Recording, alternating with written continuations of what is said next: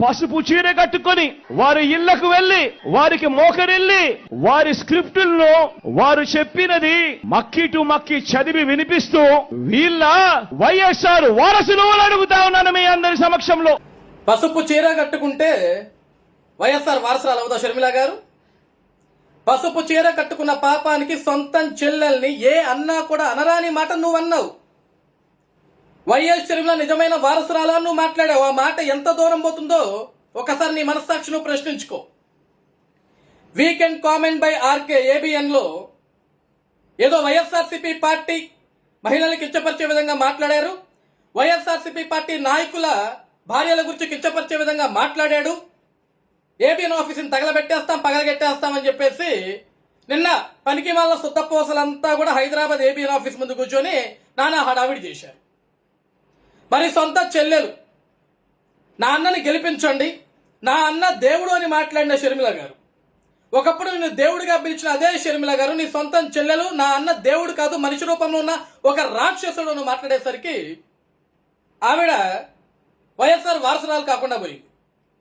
పసుపు చీర కట్టుకుంటే ఆవిడ పాపాత్మరాలుగా మారిపోయింది నీ దృష్టిలో. పబ్లిక్ మీటింగ్ లో నీ సొంత చెల్లెలను అవమానించావు. మరి నిన్ను ఎన్నిసార్లు కొట్టాలి జగన్? నిన్ను ఎన్నిసార్లు నీ ఇంటి మీద దాడి చేయాలా? ఎన్నిసార్లు నీ ఇంటి మీద మహిళా సంఘాలు కానీ ఈరోజు వైఎస్ షర్మిల గారిని అభిమానించే వ్యక్తులందరూ కానీ నీ ఇంటి మీద దాడి చేయాలా, నీ మీద దాడి చేయాలా? ఈరోజు నువ్వు ఏదైతే పిచ్చి తుగ్లక్ నిర్ణయం తీసుకున్నావో, దేశమంతా జై అమరావతి అంటుంటే ఒక పిచ్చోడు మాదిరి నువ్వు మాత్రం మా విగన్ పారాగాన్ ఇలాంటి పనికి మళ్ళీ మాటలు నువ్వు మాట్లాడుతుంటే నీకు తోడుగా నీ పార్టీలో ఉన్న పనికి మళ్ళా బుర్రలేని నాయకులు. ABN weekend comment by RK అదే చెప్పింది.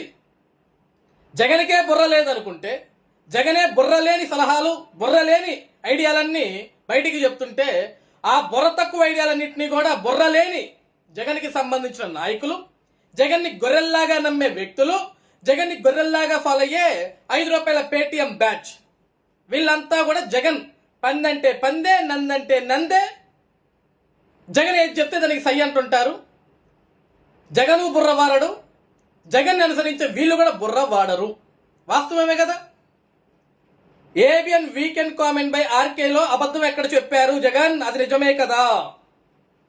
నువ్వు ఏ పిచ్చి తుగ్గులకు నిర్ణయం తీసుకున్నా సరే నీ పిచ్చి తుగ్గులకు నిర్ణయాలు వెంట అది తప్పని తెలిసినా, అది పనికిరానిదని తెలిసినా, అది పనికి మాలిందని తెలిసినా, దానివల్ల రాష్ట్ర పరువు పోతుందని తెలిసినా, దానివల్ల రాష్ట్ర ఉపయోగం లేదని తెలిసినా సరే నీకు భజన చేస్తూ నీ 5 రూపాయల కూలీలు, నీ పనికి మాల వైఎస్ఆర్సీపీ పార్టీ బుర్రలేని నాయకులు వీళ్ళందరూ కూడా నీ వెంట నడవడం నిజం కాదా జగన్? ఈరోజు నువ్వు షర్మిల గారి గురించి మాట్లాడిన దానికంటే ఘోరంగా మాట్లాడలే ఏబిఎన్ ఛానల్లో. నీ సొంత చెల్లెలు నువ్వు ఎంత ఘోరాతి ఘోరంగా కించపరిచావో, ఎంత ఘోరాతి ఘోరంగా అవమానకర విధంగా నువ్వు మాట్లాడావో అంత హీనంగా ఏబిఎన్ ఛానల్లో ఎక్కడ నీ పార్టీ గురించో, నీ పార్టీ నాయకుల గురించో, వాళ్ళ మహిళల గురించో ఎక్కడ మాట్లాడలా. నీ పార్టీ నాయకులకు బుర్ర లేదు, ఆ బుర్ర ఉన్న అందులో గుజ్జు లేదు, వాళ్ళు వాళ్ళ బుర్రను వాడరు. లేని జగన్కి ఎక్కడైతే బుర్ర లేదో ఆ జగన్ బుర్రను వాడుతుంటారు వీళ్ళు జగన్ బుర్రను వాడటం మానేసి వీళ్ళ సొంత బుర్రను వాడితే ఆ రోజు వీళ్ళు బాగుపడతారనే విధంగా మాట్లాడారు. ఎవరెవరు పోయారా నిన్న ఆంధ్రజ్యోతి ఆఫీస్ ముట్టడికి హైదరాబాద్ లో? ఎంత పెద్ద శుద్ధపోసలు పోయారంటే హైదరాబాద్ ఏబిఎన్ ఆఫీస్ ముట్టడికి అంబటి రాంబాబు, ఈయన పెద్ద శుద్ధపోస. నోరు తెరిస్తే సుభాషితాలే మాట్లాడతాడు ఈయన ఎవరిని కూడా అగౌరవపరిచే విధంగా మాట్లాడు. పాపం నోరు తెరిస్తే బూతులు, నోరు తెరిస్తే ఎటకారం, ఇష్టానుసారంగా మాట్లాడతాడు. ఈ శుద్ధపోస వెళ్ళి ఏబిఎన్ రాధాకృష్ణ నువ్వు క్షమాపణ చెప్పకపోతే నేను ఊరుకోకపోతే ఊరేసుకోవా పోయి, ఊరుకోకపోతే కింద పడి డొల్లాడు, తాకులాడు, లేకపోతే అక్కడ కూర్చొని సిగ్గులేని మొక్క ఓటేసుకొని సిగ్గులేని మాటలన్నీ మాట్లాడుతూ రాష్ట్ర ప్రజలు రెచ్చగొట్టే విధంగా చేస్తూ పనికి వాళ్ళ డైలాగులు వేస్తే నువ్వు ఒక పనికి మాలాడు. నువ్వు వెళ్ళి రాధాకృష్ణ క్షమాపణ చెప్పు, మా ఆడపడుచుని అవమానిస్తావా? ఏం అవమానించాడు? నీ బుర్ర ఎప్పుడన్నా వాడావా నువ్వు? నీ బుర్ర నువ్వు వాడుంటే మన సత్తనపల్లిలో గెలిచినోడు నువ్వు. నీ బుర్ర నువ్వు వాడలేదు కాబట్టే, జగన్ బుర్ర వాడుతున్నావు కాబట్టే పంపించారు ప్రజలు నిన్ను. నీ బుర్ర వాడనంత వరకు నువ్వు పనికి రానోడివి, నీ వల్ల ఉపయోగం లేదని చెప్పేసి తరిమారు ప్రజలు అక్కడి నుంచి నిన్ను. అయినా సిగ్గు రాలేదు నీకు. ఇంకొక శుద్ధపోస ఆర్కే రోజా సెల్వం అని, అసలు ఈవిడ గురించి అయితే మనం అసలు మాట్లాడుకుంటే ఆ మాటలు కూడా సిగ్గుపడతాయి. రోజా అనే పేరు తలచాలి అంటే ఆ మాటలు ఆ నోరు కూడా సిగ్గుపడిపోద్ది. ఎందుకంటే మహిళా లోకానికి ఒక మర్చివిడ. దేశంలో కాదు ప్రపంచంలోని ఏ మహిళ అయినా సరే ఈవిడ మాటలు వింటే, ఈవిడ నోరు తెరిస్తే, ఈవిడ చూస్తేనే అవమానంతో సిగ్గుతో తలదించేసుకుంటారు. ఎందుకు ఈవిడ మా మహిళా లోకంలో పుట్టింది, ఎందుకు ఈవిడ ఒక ఆడపడుచుగా పుట్టిందని వాళ్ళందరూ సిగ్గుతో తలదించుకుంటారు. ఎందుకంటే ఈవిడ కూడా, ఈ శుద్ధపోస కూడా నోరు తెరిస్తే సుభాషితాలే, పనికి మాల మాటలు. సమాజంలో మనం ఉన్నాం, ఒక మంత్రిగా పనిచేశాం, ఒక ఎమ్మెల్యేగా పనిచేశాం, ఏం మాట్లాడుతున్నాం, ప్రజలు మనల్ని చూస్తున్నారు, కనీసం ఇంగిత జ్ఞానం సిగ్గుసరం ఉండదు వీళ్ళకి. నోటికి ఏది పడితే అది మాట్లాడుద్ది, బూతులు మాట్లాడుద్ది, ఇష్టానుసారంగా మాట్లాడుద్ది. ఈవిడ మళ్ళీ వచ్చి రాధాకృష్ణ నువ్వు బ్రోకర్వి, ఈవిడ మాట్లాడే మాటలు. రాధాకృష్ణ గారే బ్రోకర్ అయితే మిమ్మల్ని అందరినీ ఏబీఎన్ ఆఫీస్ మీదకి ఉసిగలిపి బెంగళూరు తాడేపల్లి ప్యాలెస్ లో పడుకొని ఎక్కువ ఫుల్ తింటూ పబ్జీ గేమ్ ఆడుకుంటున్నా మీ అన్న వైఎస్ జగన్ ఏంటో నీ ఆత్మవిమర్శకు వదిలేస్తున్నారు. రోజా గారు గుర్తుపెట్టుకోండి. అప్పుడప్పుడైనా సరే ఆడపడుచుకు ఒక మహిళగా బిహేవ్ చేయటం నేర్చుకోండి. ఇంకొక సుత్తపోస జోగి రమేష్. ఏనంత పెద్ద సుత్తపోస అంటే కల్తీ మద్యాలు తయారు చేస్తాడు, కల్తీ మద్యాలు చీప్ లెక్కర్లు అమ్ముకుంటాడు, దాని మీద అరెస్ట్ అవుతాడు, దాని మీద బెయిల్ మీద బయటికి వస్తాడు. నోరు తెరిస్తే పనికి వాళ్ళ ఆవేశం, పనికి వాళ్ళ మాటలు, పదవుల కోసం ముఖ్యమంత్రుల మీద దాడులు చేయాలి, నాయకుల మీద దాడులు చేయాలి. జగన్ కాళ్ళ దగ్గర బ్రతకాలి. ఈయన నైజం అది. ఈయన అరెస్ట్ అయితే మాత్రం నేను ఒక బీసీని, ఒక బీసీ బిడ్డను అరెస్ట్ చేస్తారా అని. ఈ రోజు వరకు బీసీల కోసం, వాళ్ళ అభ్యున్నత కోసం, వాళ్ళ బాగు కోసం ఈ జోగి రమేష్, ఈ పనికి మళ్ళా రోగి రమేష్ ఏం పోరాడా అంటే శూన్యం. జగన్ కాళ్ళ దగ్గర కూర్చొని జగన్కి జై జగన్ జై జగన్ అని భజన చేయరా అంటే చేస్తూ ఉంటాడు. ఇంకొక ఆయన సుద్దపోస గారు నెంబర్ 4 తాడిపత్రి చంద్రశేఖర్ గారు, ప్రస్తుత ఎమ్మెల్యే వైఎస్ఆర్సీపీ పార్టీ. ఈయన ఒక దళితుల మీద దాడి చేస్తారా, మేము ప్రశ్నించడానికి వచ్చాం, రాధాకృష్ణ క్షమాపణ చెప్పాలి మాకు, మమ్మల్ని పోలీసులు ఇష్టానుసారంగా తోసేస్తారని మాట్లాడతాడు.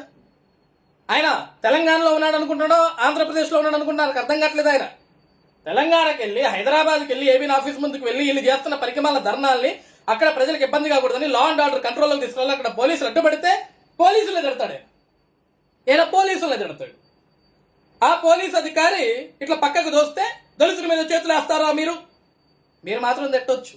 వాళ్ళ డ్యూటీ వాళ్ళు చేయకూడదు. వాళ్ళ డ్యూటీ చేస్తే మీకు దళిత కార్డు గుర్తు వస్తుంది. ఏ రోజున అసెంబ్లీకి వచ్చావా నువ్వు?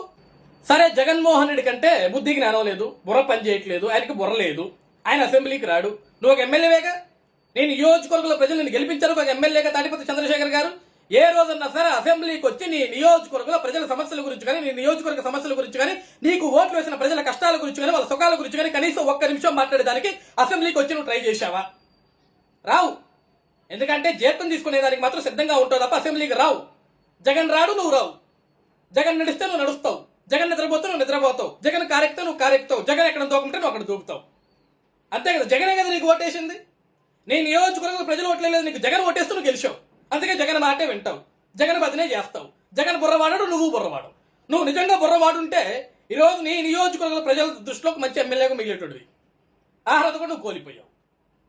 ఇలాంటి పనికిమాల శుద్ధపోసలంతా కూడా ఏబీఎన్ ఆఫీస్ ముందుకు వెళ్ళి మాకు రాధాకృష్ణ క్షమాపణ చెప్తాడా చెప్పడా, చెప్పకపోతే మేము ఇక్కడి నుంచి కదలం. మరి ఎందుకు కదిలారు మీరు అక్కడి నుంచి? కూర్చోండి. ఎన్ని రోజులు కూర్చుంటారు? కూర్చోండి. గుర్తుపెట్టుకోండి, రాధాకృష్ణ గారు ఎక్కడ తప్పు మాట్లాడాడు. తప్పు మాట్లాడి ఎదుటివాడు అతని మీద ఇలా ఊరకొక్కల మాదిరి అరిసే విధంగా అవకాశం కల్పించడు. ఆయన మాట్లాడినే వాస్తవాలే. ఆయన ఎక్కడా కూడా మిమ్మల్ని లేకుంటే మీ ఇంట్లో ఆడపడుచులు అగౌరవపరచలా. జగన్ నందంటే నందే అంటారు, పందంటే పందే అంటారు. మీరు మీ బుర్రలు వాడరు, మీ సొంత బుర్రలు వాడరు. అప్పుడప్పుడైనా సరే మీ బుర్రలు వాడి తగలబెట్టండి. మీ నియోజకవర్గాల్లో ఆ ప్రజలు మిమ్మల్ని కాస్తైనా సరే అభిమానిస్తారు, గుర్తిస్తారు, వీళ్ళు మా కోసం పోరాడుతున్నారని. జగన్ బుర్ర వాడితే మీ బతుకంతా చంద్రవందరి అని చెప్పేసి ఆయన మాట్లాడిందంటూ తప్పే లేదు. ఈరోజు ఏ శుద్ధపోసలైతే రోజా గారి దగ్గర నుంచి, జోగి రమేష్ దగ్గర నుంచి, అంబటి రాంబాబు దగ్గర నుంచి ఇంకా పనికిమాల శుద్ధపోసలంతా ఎవరెవరైతే ఏబీఎన్ ఆఫీస్ ముందుకు వెళ్ళారో మీరందరూ వెళ్లాల్సింది ఏబీఎన్ ఆఫీస్ ముందుకు కాదు, జగన్ ఇంటి ముందుకు వెళ్ళండి. నీకు అసలు సిగ్గు సరే ఉందా జగన్మోహన్ రెడ్డి? నువ్వు 16 నెలలు జైల్లో ఉన్నప్పుడు నిన్ను ఒక రాష్ట్ర ముఖ్యమంత్రి చేయడం కోసం నీ సొంత చెల్లెలు వైఎస్ షర్మిల గారు తన బిడ్డల్ని సైతం ఇంట్లో వదిలేసి వాళ్ళ బాగోగులు కూడా పట్టించుకోకుండా నీ కోసం కేవలం అన్నను ముఖ్యమంత్రి చేయడం కోసం రాష్ట్ర వ్యాప్తంగా పాదయాత్ర చేస్తూ తిరుగుతూ నా అన్నను ముఖ్యమంత్రి చేయండి అని చెప్పేసి ప్రతి ఇంటికి వెళ్ళి జోళ్ళ పట్టుకొని మరి ఓటు అడిగింది. ఆవిడ వల్లే నువ్వు ముఖ్యమంత్రి అయ్యావు. నువ్వు ముఖ్యమంత్రి అయిన తర్వాత అలాంటి చెల్లెల్ని నువ్వు అసలు వైఎస్ఆర్ వారసురాలువే కాదు అంటే ఏ ముఖం పెట్టుకొని నీ సొంత చెల్లెళ్ళు ఆ మాట అన్నావు నువ్వు? సిగ్గు శరం ఉందా? బుద్ధి లేనోడా? సిగ్గు లేనోడా? సొంత చెల్లెల గురించి పబ్లిక్ మీటింగ్లో అలా మాట్లాడొచ్చు? అసలు కడుపుకు అన్నమే తింటున్నావా అని మీరు వెళ్ళి జగన్ మీద దాడి చేయాలి, ప్రశ్నలతో దాడి చేయాలా. జగన్ తోటి వైఎస్ షర్మిల గారికి క్షమాపణ చెప్పించాలా. మీరు ఫస్ట్ పోయి చేతనైతే అది చెయ్యండి.